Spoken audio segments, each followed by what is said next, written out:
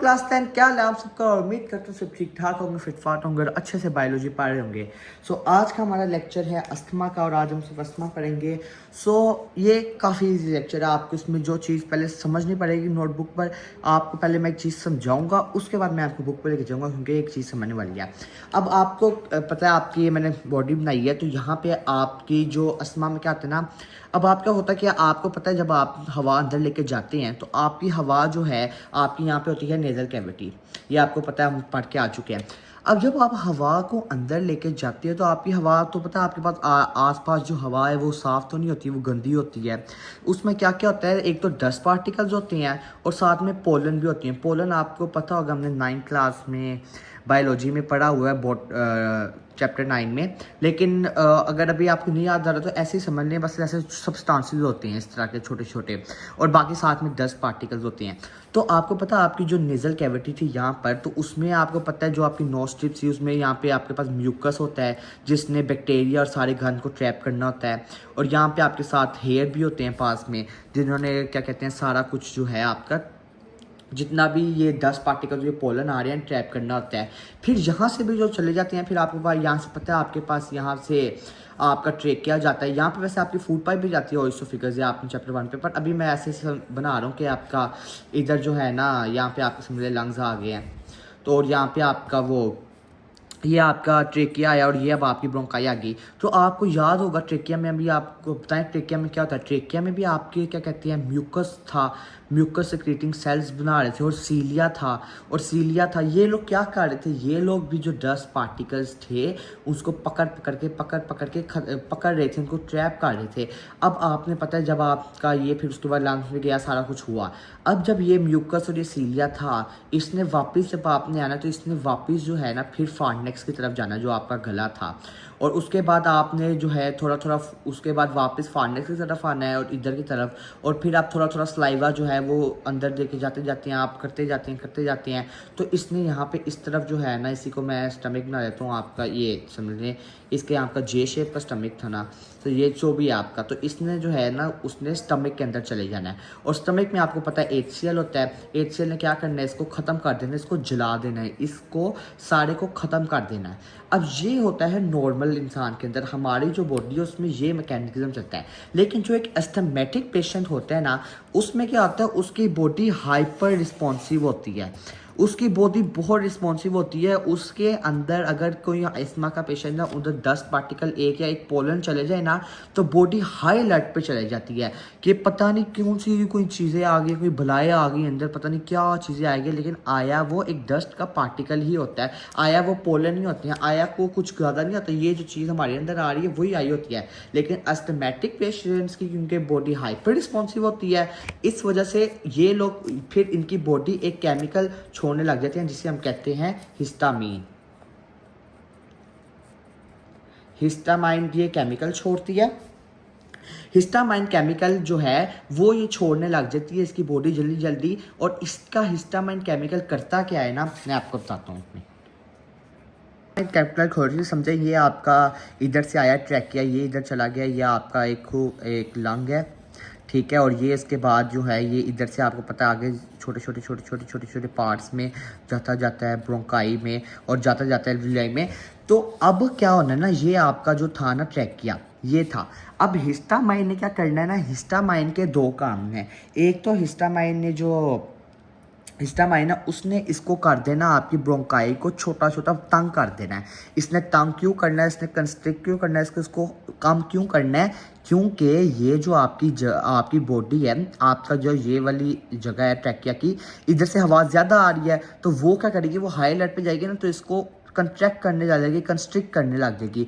तो ये जो पहले अब इतनी मोटी है, अब ये ऐसे मतलब पहले इतनी है, तो अब इतनी हो जाएगी। समझिए आपकी ये पहले थी, ये एस्टमेटिक पेशेंट की पहले इसकी ट्रैकिया थी, लेकिन जैसे ही कोई पोलन आया या 10 पार्टिकल आया ज़्यादा, उसको पता लगा तो बॉडी हाई लेट पे चली गया, तो हिस्टामाइन ने इसकी पार्टिकल को इतना कर देना है, फुल मतलब उसको कम कर देना है। क्यों, ताकि हवा अंदर कम जाए, लंग्स के अंदर कम जाए। अब जो ये एस्टमेटिक पेशेंट्स हैं है, इनकी बॉडी भी म्यूकस बनाती है, लेकिन इधर क्या होता है, इधर हिस्टामाइन बनता है। हिस्टामाइन का एक काम यही होता है कि उसने इसको कम करना होता है यहाँ पे इसको, ताकि आपकी बॉडी में और इफेक्ट ना हो। ये नेचुरल इसका काम है, नेचुरल उसने करने लग जाना। ये देखें कितना इसका अल्लाह ताला ने कितना हमारी बॉडी के सिस्टम में एक एक चीज़ को इतना रखा कि आपके हिस्टामाइन केमिकल ने खुद ब खुद ही ट्रैकिया को उसको कम कर देना है, ताकि जो है अंदर आपके और डस्ट पार्टिकल्स ना जाएं।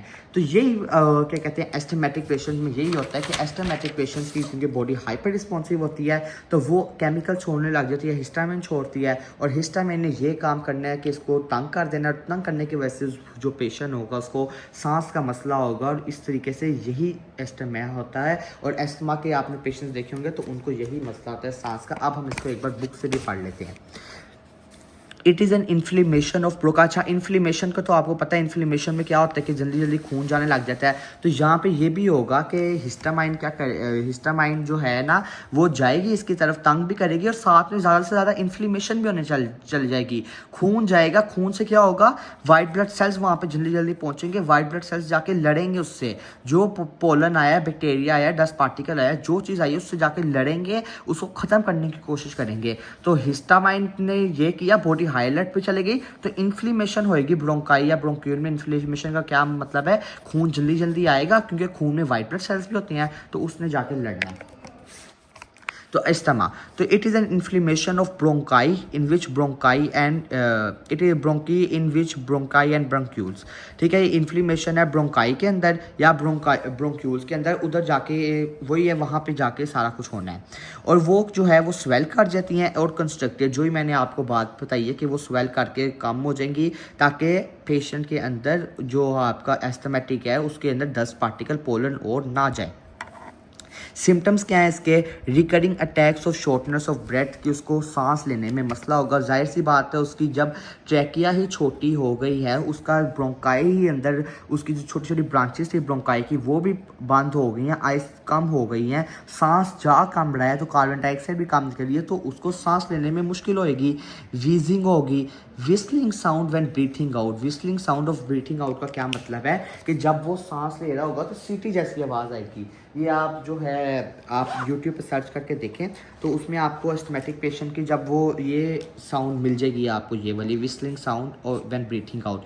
फिर कॉफिंग होगी उसको, ठीक है, उसको खांसी आएगी ज़्यादा से ज़्यादा, और चेस्ट टाइटनेस होगी, और चेस्ट की टाइटनेस भी इसमें जाहिर सी बात है होगी क्योंकि सांस कम जा रहा है। कोजेज इसके ये सिम्टम्स थे, तो ये कैसे हो सकता है, कोजेज क्या है इसके, तो एस्थमेटिक पेशेंट को तो वही है, allergens, dust mites, pollen, mould, pet dander. किसी किसी को पेट डेंडर भी मतलब जानवरों के अंदर कोई गंदगी होती है, उनके अंदर बड़े डस्ट होती हैं, तो वो उससे, एयर पॉल्यूटेंट से, स्मोक से, ख़ास तौर पर केमिकल फ्यूम से, उनको जो है परफ्यूम लगाएंगे ना तो उससे भी उनकी जो है ना अस्थमा के जो पेशेंट्स होंगे उनको क्या कहते हैं होने लग जाएगा जी, ये सांस का मसला होने लग जाएगा। स्ट्रॉन्ग फ्रेगरेंसेस, वही परफ्यूम्स की वजह से सारा कुछ, स्मोक, सिगरेट्स वगैरह सबकी वजह से इनको होएगा।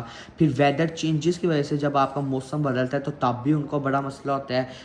जब वेदर चेंज हुआ और पार्टिकल आए 10, और भी स्पेशली कोल्ड एयर और ठंडी हवा की वजह से स्पेशली ये इसको काम ख़राब कर देती है। क्यों, ठंडी हवा अंदर जाती है, वो एक तो और भी काम ख़राब करती है, फिर हिस्टामिन भी बड़ा काम ख़राब करती है।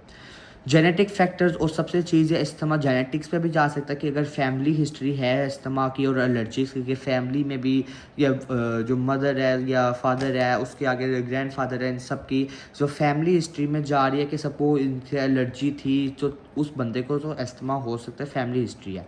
ट्रीटमेंट क्या है, medicine, bronchodilators to dilate bronchioles during asthma attack. तो ये क्या बात है, ये जो आपने देखा होगा अस्थमा का अगर आपको कभी पेशेंट मिला तो उनके हाथ में वो जो एक चीज़ होती है कि जल्दी जल्दी वो क्या कहते हैं करती हैं, जब उनकी मतलब सांस बंद हो जाए या फिर एकदम से काम खराब हो जाए तो उसके अंदर असल में ये ब्रोंकोडाइलेटर्स ही होते हैं। और ये ब्रोंकोडाइलेटर्स क्या करते हैं, ब्रोंक्यूल्स को डायलेट करते हैं जब एस्थमा का अटैक होता है या उनको सांस नहीं आ रही होती, तो उन्होंने उस टाइम अगर वो चीज़ ना करें तो उनकी काफ़ी ज़्यादा केस होती हैं, उनकी डेथ भी हो सकती है काफ़ी भी, तो वो उसी टाइम वो जो एस्थमा के पेशेंट हैं वो करते हैं और उसके अंदर ये ब्रोंकोडाइलेटर ही होती है मेडिसिन। सो ये आज का हमारा अस्थमा का लेक्चर था। उम्मीद करता हूँ आपको अच्छा लगा होगा। अगर अच्छा लगा तो चैनल को सब्सक्राइब करें, वीडियो को लाइक करें। और नेक्स्ट लेक्चर अब हमारा लंग कैंसर का आएगा। आई नो मैंने आपको मंडे का कहा था कि आपका हमारा ये ख़त्म हो जाएगा 1-2 डेज़ में, लेकिन अब कल तक हमारा ये लंग कैंसर हमने कल करेंगे, लंग कैंसर सारा और इफ़ेक्ट्स ऑफ स्मोकिंग, और हम ये पूरा लंग कैंसर कल पढ़ेंगे। तो मिलते हैं नेक्स्ट वीडियो में, तब तक के लिए अल्लाह हाफिज़।